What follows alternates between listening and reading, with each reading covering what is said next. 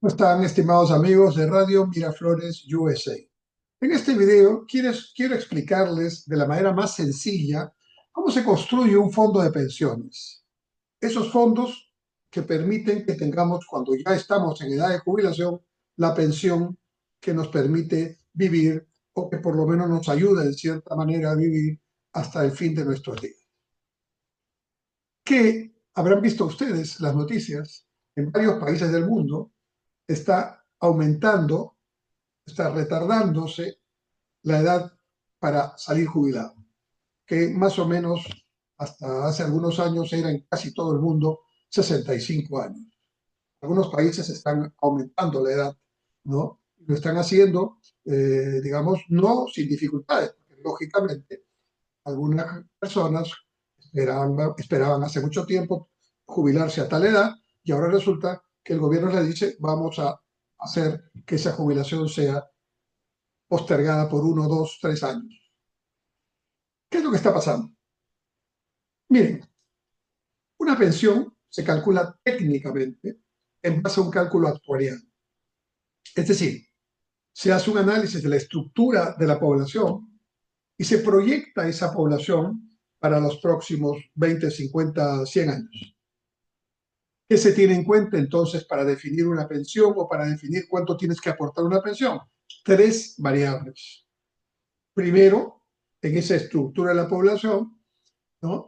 Teniendo en cuenta sus edades y su esperanza de vida, se calcula cuánto es los años mínimos que debe aportar la persona mientras está trabajando activamente para su fondo de jubilación.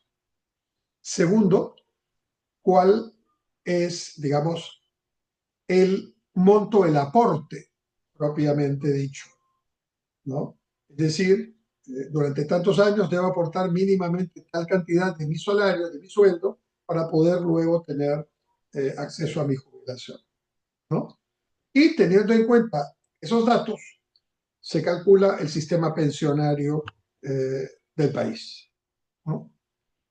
Cuando se estableció esta edad estándar casi de 65 años para jubilarse, fue hace muchas décadas atrás, la población tenía una característica piramidal, es decir, en la base de la pirámide ancha había millones de personas que eran jóvenes, en edad de trabajar y que estaban por muchos años más, 30, 40 años en promedio, trabajando, generando su fondo y acumulando ese fondo para todos.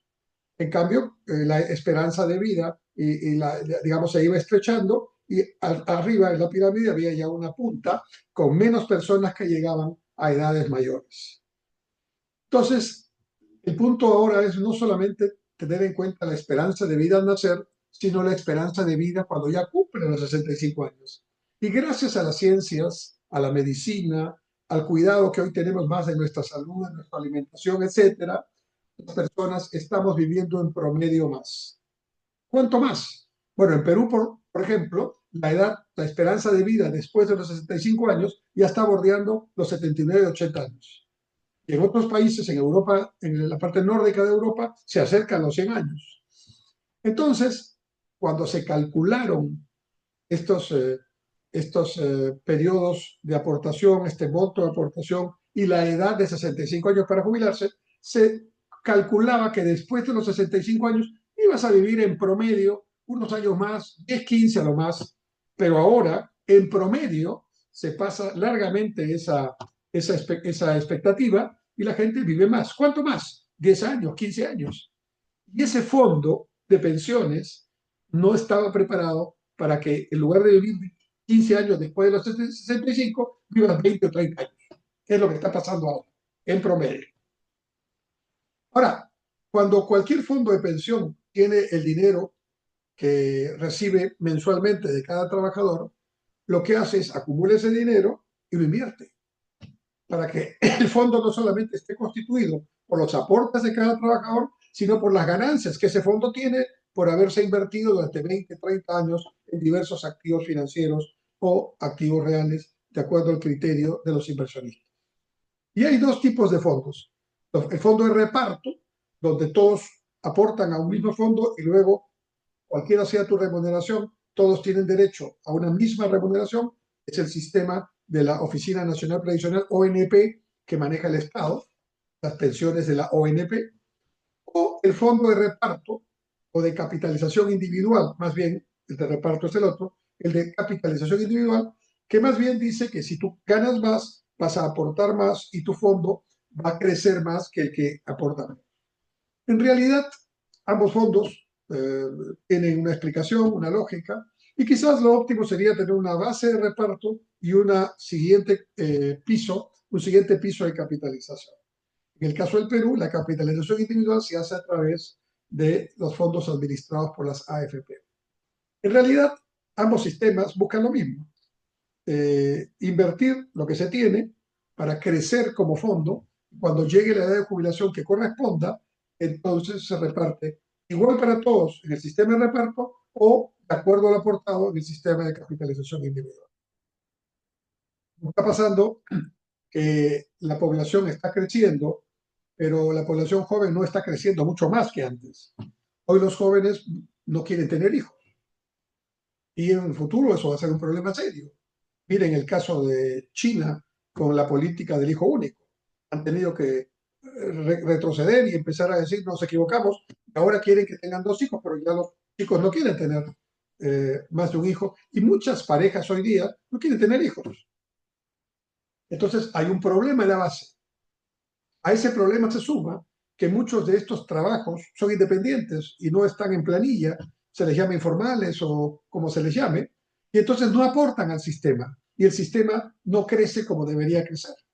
Y al mismo tiempo que la base se está estrechando por estas dos razones, la punta se está ampliando arriba de la pirámide porque la gente vive más.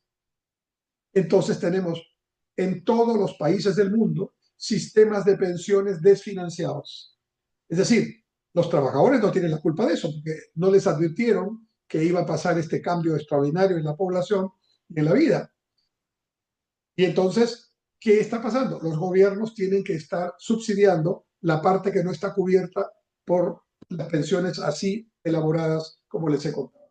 Y cada vez el subsidio para las pensiones es mayor, es mayor, es mayor, y como los gobiernos, muchos tienen problemas serios de endeudamiento y de manejo fiscal, entonces dicen, no, no puedo sostener esto, entonces por eso están ampliando la edad de jubilación y por eso están tratando de incorporar a los jóvenes, la mayor cantidad de ellos, a la base para que puedan tener fondos que puedan permitir el crecimiento futuro de estas pensiones.